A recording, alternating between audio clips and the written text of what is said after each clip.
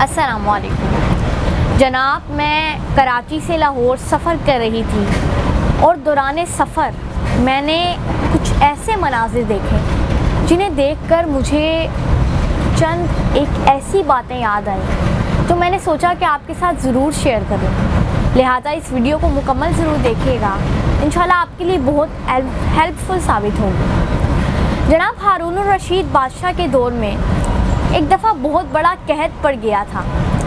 اب اس قحط سے نمٹنے کے لیے اس بادشاہ نے گودام خانے کھلوا دیے تھے، عمرہ اور تاجروں کو عوام کی مدد کے لیے موبلائز بھی کر دیا اور اس کے ساتھ ساتھ ٹیکس بھی معاف کرنا شروع کر دیے، لیکن ان سب کا عوام پر کوئی اثر نہیں ہو رہا تھا۔ تو ایک رات ہارون رشید بہت پریشان اور ٹینشن میں بیٹھے تھے کہ انہوں نے اپنے وزیر یحییٰ بن خالد کو طلب کیا۔ یحییٰ بن خالد ان کے استاد بھی رہ چکے تھے، کیونکہ بچپن سے بادشاہ بننے تک ان کی تربیت انہوں نے ہی کی تھی۔ اب ہارون الرشید نے یحییٰ بن خالد سے کہا کہ استاد محترم، مجھے کوئی ایسا واقعہ، کوئی ایسی داستان سنا دیجئے جسے سن کر مجھے قرار آ جائے۔ لہٰذا یحییٰ بن خالد نے ہارون الرشید بادشاہ سے کہا کہ میں نے کہیں پڑھا تھا ایک بندریہ نے سفر پر روانہ ہونا تھا اور وہاں وہ اپنے بچے کو ساتھ نہیں لے جا سکتی تھی، لہٰذا وہ جنگل کے بادشاہ شیر کے پاس گئی اور اس سے کہا کہ بادشاہ، مجھے بہت خوشی ہوگی کہ اگر آپ میرے بچے کو سنبھال لیں گے اس وقت تک جب تک میں سفر سے واپس نہیں آتی۔ یہ سن کر شیر نے حامی بھر لی۔ بندریہ اپنے سفر پر روانہ ہو گئی اور شیر نے بندر کے اس بچے کو اپنی پیٹھ پر بٹھا لیا۔ اب یہی ہوتا تھا کہ روزانہ شیر اس بچے کو اپنی پیٹھ پر بٹھاتا اور اپنے روزانہ کے کام کرتا رہتا تھا۔ اب ایک دن اس شیر نے بندریہ کے بچے کو اپنی پیٹھ پر بٹھایا اور اپنے روزمرہ کے کام کرنا شروع کر دیے کہ اچانک آسمان سے ایک چیل آئی اور وہ بندریہ کے بچے کو اپنے ساتھ اڑا کر لے گئی۔ شیر یہ دیکھ کر بہت ہی پریشان ہو گیا۔ اس نے جگہ جگہ اس بندر کے بچے کو ڈھونڈنا شروع کیا اور چیل سے بھی بچانے کی کوشش کی اس بچے کو، لیکن بہت دیر ہو چکی تھی اور شیر اس بچے کو نہیں بچا پایا۔ اب بندریہ جب اپنے سفر سے واپس آئی تو اس نے اب شیر سے اپنے بچے کا مطالبہ کیا، تو اب شیر شرمندگی سے کہنے لگا کہ تمہارا بچہ تو چیل لے گئی ہے۔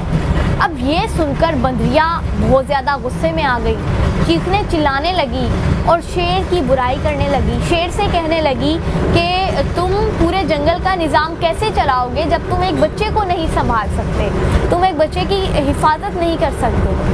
یہ سن کر شیر نے مسکرا کر جواب دیا کہ اگر تمہارے بچے کی طرف زمین سے کوئی آفت بڑھتی اور اس کو نقصان پہنچانے کی کوشش کرتی تو میں ضرور تمہارے بچے کو بچا لیتا، لیکن یہ جو آفت آئی تھی یہ آسمان کی طرف سے آئی تھی اور میں تو زمین کا بادشاہ ہوں۔ آسمانی آفات کو تو اللہ تعالیٰ ہی روک سکتا ہے، آسمانی آفات کو روکنے کے لیے تو آسمان والے کی ہی مدد چاہیے ہوتی ہے۔ تو یحییٰ بن خالد نے ہارون الرشید سے کہا کہ آپ کے دور کا بھی جو قحط ہے وہ بھی ایک آسمانی آفت ہے اور اس آفت کو روکنے کے لیے آپ بادشاہ بن کے اس آفت کو نہیں روک سکتے۔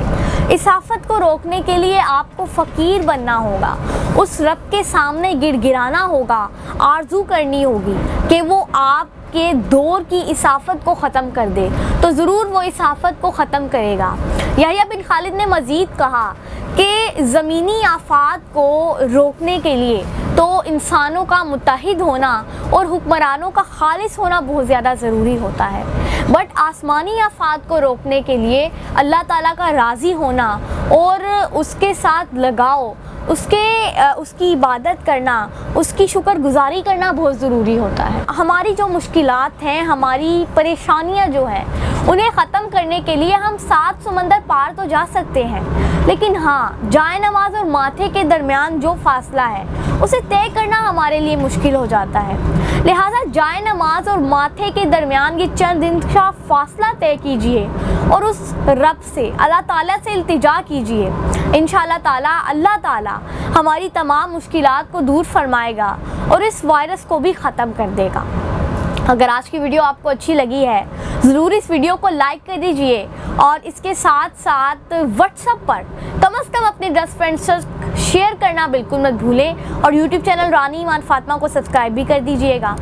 اللہ ہم سب کو ہمیشہ شکر ادا کرنے کی توفیق عطا فرمائے اور ہم سب کا خاتمہ ایمان پر فرمائے. آمین.